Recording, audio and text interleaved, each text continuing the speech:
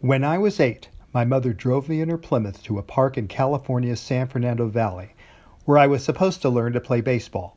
We crossed a grassy field to the diamond near a tree line where the picnickers cooked hot dogs.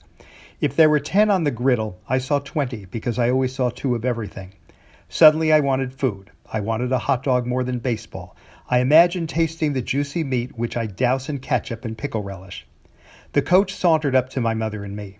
His rugged face looked open and friendly, and the letters on his cap read Brooklyn. On the diamond, kids threw softballs and swung bats. I heard a click when someone whacked a ball deep into center, followed by an outfielder pointing to the slugger and yelling, "He's Duke Snyder." "Okay, Tony, play catcher," the coach said after he told me who Duke Snyder was. I put on my mitt, a gift from my parents the day before, but had trouble bending the stiff leather. When I socked my right fist into it, the leather stung. Then I turned and tilted my head, the only way I could see a single pitcher. I held my hand palm up because my father had not yet taught me how to catch. That position, I know now, probably signaled the pitcher that I was new, and he didn't attempt anything fancy. He didn't have to. Even with his easy throw, I saw 2 softballs flying at me in tandem, and I couldn't tell which I had to catch. I flinched. The real ball hit my glove and bounced off, its next stop my forehead. I screamed, and as I felt my forehead throb, the coach gave me a manly whack on the shoulder. "That's all right, Tony," he said in a voice a bit too loud. "We call that rubbing it in." His forgiving attitude didn't stop the tears. The practice went on without me. Another click of bat on ball, another shout from the same outfielder, this time, "He's Mickey Mantle." My mother said, "Tony, I'm taking you to the eye doctor." Dr. Beagleman moved his bald head toward me, shifted his position on the stool, and held up a pencil. He said in a soft, kindly tone, "The red band below the eraser. Do you see it here or here?" "Both," I said. Dr. Beagleman turned a dial on what years later I'd learned was a phoropter. A lens clicked into place, and he asked me to peer through it. "Where is the red line?" he asked. "Which line?" I leaned back in the examination room's comfortable chair, my mother by my side, her blue eyes fixed on me, not one of her brown hairs out of place. Dr. Beagleman spoke slowly with an avuncular manner. "We call this diplopia," he said. A person with diplopia sees 2 images at once. The images can be horizontal or vertical. Mine are both, oblique diplopia, and they measure 6 diopters.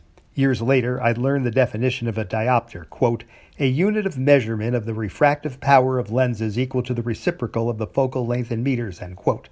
I'm still not sure what that means. Over 20 problems cause double vision, including multiple sclerosis, diabetes, strokes, aneurysms, and brain tumors. Dr. Beagleman traced mine to strabismus, a lack of muscle coordination that I'd had since birth. Far from serious, he assured us. 6 diopters is not enough for surgery, Dr. Beagleman said, looking at my mother. Surgery involves adjusting the position of the muscle, and we can't be that precise. We can't guarantee the eyes will align perfectly. My mother acted more anxious than I felt. Until now, double vision had not troubled me because I'd had sufficient time to figure out the correct image. It was easy to select the right doorknob, the right blackboard, the right words on a page, but not so easy when a softball raced in. Baseballs moved too fast. So did the players. I threw to the wrong third baseman, but, since my chances were 50-50, I threw to the right shortstop. Forget basketball. There'd be 10 players on the other side. Dr. Beagleman turned to me. "This may go away as you get older." By the 8th grade, I was picking the right images often enough to make the baseball team. Coach put me in the B group, but I'd made the team. "You're a substitute," Coach said, but I'd made the team. And now, maybe, probably, Bonnie or Christy or Trudy or Penny would invite me to one of their parties, especially if I could get a hit and make it to first base. Dr. Beagleman's prediction had yet to come true by my sophomore year in high school. My double vision had not vanished. "Watch the road. Don't turn your head away," Mr. Hogue scolded during driver training. Mr. Hogue was a short man with gray hair, a narrow face, and, except for this moment, a pleasant, husky voice. It was my first time on a freeway, the recently opened San Diego freeway. Since I'd driven well in the slow lanes, he'd sent me to the number 1 lane. My hands felt clammy against the smooth steering wheel, which I gripped too hard. "I am watching the road," I said, I'm sure in a high-pitched voice. Back then, only a chain-link fence separated us from opposing traffic. If I looked straight ahead, the oncoming cars would have doubled in number, a fact I'd never confide to Mr. Hogue. I clutched.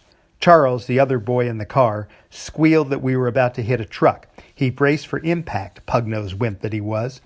Mr. Hogue turned his dual steering wheel and floored his dual accelerator, controls that overrode mine, and sped us back to the slow lane. "You need more practice," he said. A day or two later, forcing myself to look straight through the windshield while Charles whimpered in the back seat, I managed a mile in the fast lane, enough to satisfy Mr. Hogue. He passed me.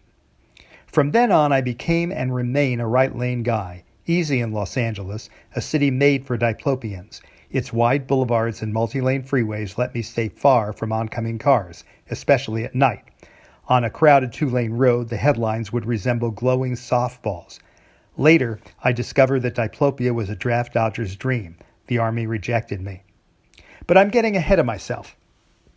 After joining the 8th grade baseball team, Coach put me in one afternoon, late in the game. Bonnie and Christy and Trudy and Penny had come to watch. Along with some parents, they sat in one of the 2 rows of benches that served as bleachers. They waved at us and then shouted when we scored a run. They wore their hair in ponytails. They had bangs, and I fantasized about dancing with each of them. What record would they play? Devil or Angel? Johnny Angel? I'd be happy with a fast song like Del Shannon's Runaway. I tried not to shake as I walked to the plate and wrapped my clammy hands around a bat. I waited for jeers but heard only cheers. "Go, Tony!" No one had ever chanted my name before, so this was what life was like in sports. The first pitch raced in too fast for me to swing. The umpire's gruff voice called it. Ball! A scream from the girls. The pitcher took his time. I crouched and held the bat over my shoulder as I'd seen the others do.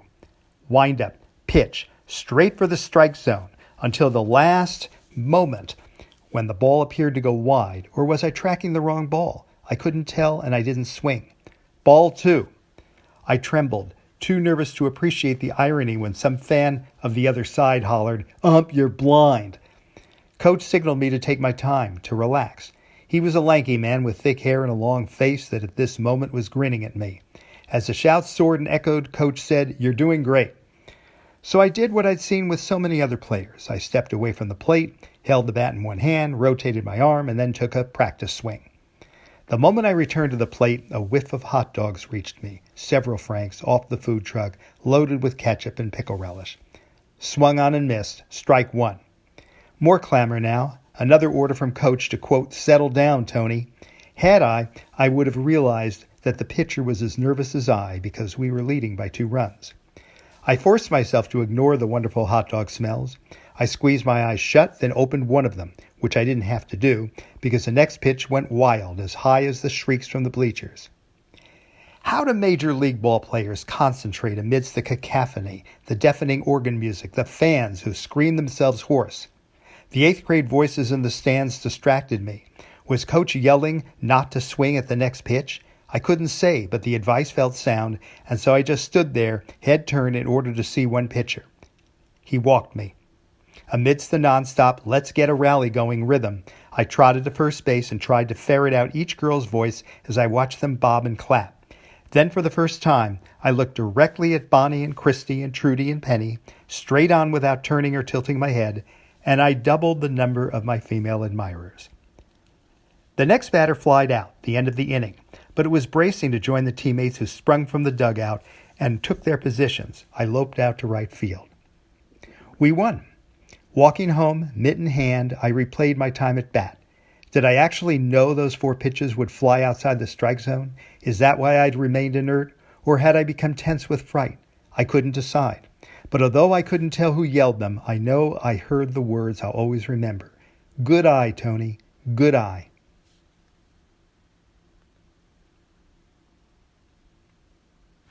The end.